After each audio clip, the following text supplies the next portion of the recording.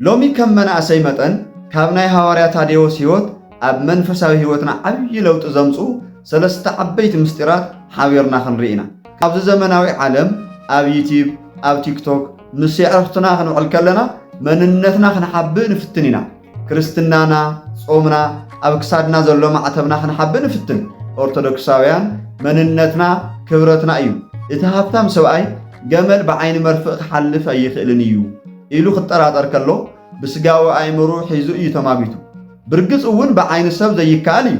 ቅዱስ ታዴዎስ ግን ብዓይኒ እምነት እዩ ርእይዎ።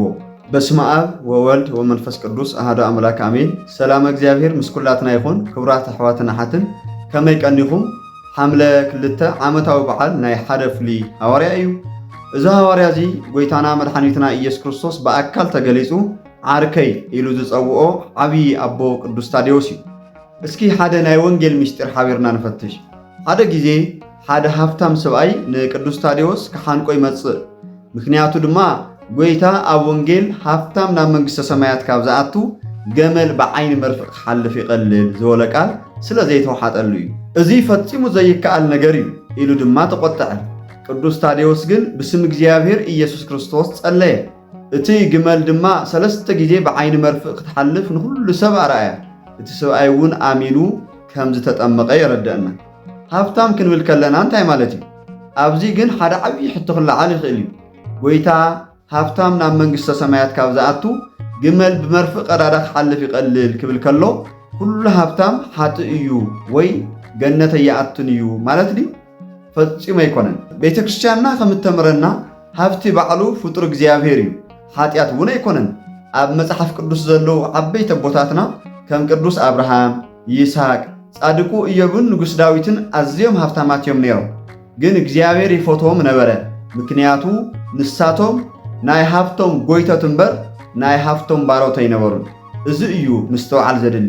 ስለዚ እቲ ጸገም ዝኸውን ሃብቲ ክህልወካ ከሎ ዘይኮነስ ንስኻ ባርያ ናይቲ ሃብቲ ክትከውን ከለኻ እዩ። ቅዱስ ጳውሎስ ኣብ ቀዳማይ ጢሞቴዎስ ምዕራፍ 6 ቁጥሪ 10 እቲ ሱር ኩሉ ክፉእሲ ፍቕሪ ገንዘብ እዩ ዝብለና።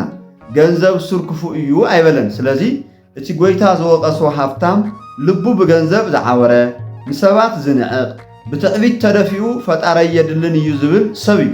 ብኣንጻሩ ሓደ ብዙሕ ገንዘብ ዘለዎ ሰብ ትሑት ኮይኑ ኣነ ኣብ ቅድሚ ኣምላኽ ድኻ እየ ኢሉ እንተሰጊዱን ንድኻታት እንተሓጊዙን ንሱ መንግስተ ሰማያት ይወርስ እዩ።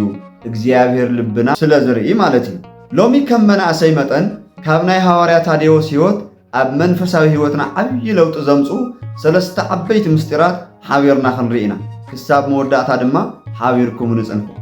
ቅድሚ ዘን ሰለስተ ምስጢራት ምጅማርና ግን ነዛ ቻናል ሳብስክራይብ ብምግባር ነዚ ቪድዮ ድማ ላይክ ምግባር ኣይንረስዕ። ሕዚ ድማ ብቐጥታ ናብቲ ትምህርቲ ንሕለፍ። ቀዳማይ ካብ ናይ ሃዋርያ ታዴዎስ ህይወት እንመሃሮ ነገር መንነትና ስምናን ምሕላው እዩ። ቅዱስ ታዴዎስ ካሊእ ስሙ ይሁዳ እዩ። ይሁዳ ኣስቆሮታዊ ንጎይታ ምስ ከሓዶ እዚ ስም እዚ ኣብቲ ሕብረተሰብ ኣዝዩ ዝተጸልአን ናይ ክሕደት ምልክትን ኮይኑ ይርአ ነይሩ። ክሳብ ክንደይ ከቢድ ከም ዝነበረ እምነት እሞ ንክሰቦ ሰባት ይሁዳ ክትበሃል ከለኻ ንድሕሪት እዮም ዝስሕቡ። ነዚ ንምፍላጥ እዩ ወንጌላውያን ታዴዎስ ልብድዮስ ወይ ድማ ይሁዳ ዘያዕቆብ ወዲ ያዕቆብ ኢሎም ዝፈለይዎ። ታዴዎስ ማለት ለባም ወይ ፍቁር ማለት እዩ። ንሱ በቲ ስም ከይሓፈረ ስም ዓርኩ ያዕቆብን ናይ ፍቕሪ ስሙን ሒዙ ወንጌል ሰበኸ ይብለና። ንዓና ንመናእሰይ ዘለዎ ዓብዪ ትምህርቲ እንታይ እዩ እንተኢልና ሎሚ ኣብዚ ዘመናዊ ዓለም ኣብ ዩቲዩብ ኣብ ቲክቶክ ምስ ኣዕርኽትና ክንውዕል ከለና መንነትና ክንሓብእ ንፍትን ኢና። ክርስትናና ጾምና ኣብ ክሳድና ዘሎ ማዕተብና ክንሓብእ ንፍትን። ሰባት እንታይ ክብሉና እዮም፣ ክንደይ ድሑራት ክሰምዩና እዮም ኢልና ንፈርሕ። ንሕና ግን ከም ቅዱስ ታዴዎስ ኣብ መንነትና ክንሓፍር የብልናን።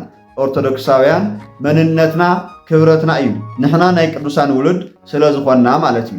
ካልኣይ ካብ ናይ ሃዋርያ ታዴዎስ ህይወት እንመሃሮ ነገር እቲ ሃብታም ሰብኣይ ገመል ብዓይኒ መርፍእ ክሓልፍ ኣይኽእልን እዩ ኢሉ ክጠራጠር ከሎ ብስጋዊ ኣእምሮ ሒዙ እዩ ተማጊቱ። ብርግጽ እውን ብዓይኒ ሰብ ዘይከኣል እዩ። ቅዱስ ታዴዎስ ግን ብዓይኒ እምነት እዩ ርእይዎ። ንእግዚኣብሔር ዝሰኣነ ነገር የለን ኢሉ ጸለየ።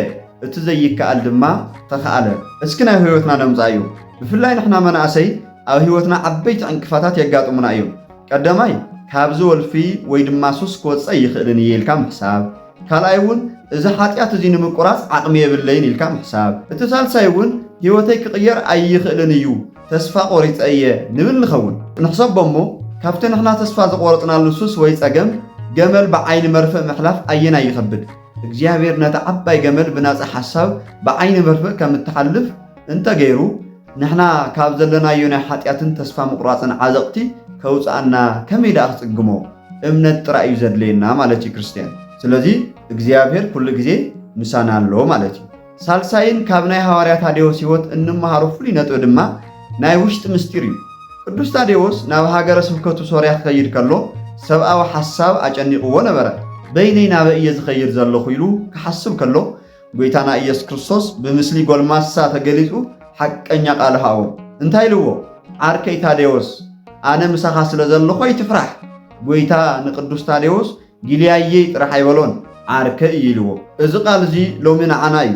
ክብራት ኣሕዋተይን ኣሓተይን ሎሚ በይንና ዝተደበርና ኮይኑ ክስምዓና የብሉን።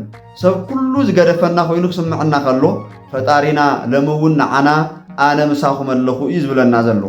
ኣብ ጸሎት ክንቀውም ከለና ኣብ ቅዱስ ቤተ ክርስቲያን ክንእከብ ከለና ምስ ሓደ ዘፍቀረና ኣምላኽ ከም ዘለና ጌርና ክንሓስብ ኣለና። ንሱ ካብ ኩሉ ናይ ዓለም ብሕትውና ከውፃና ቃል ኣትዩና ኣሎ።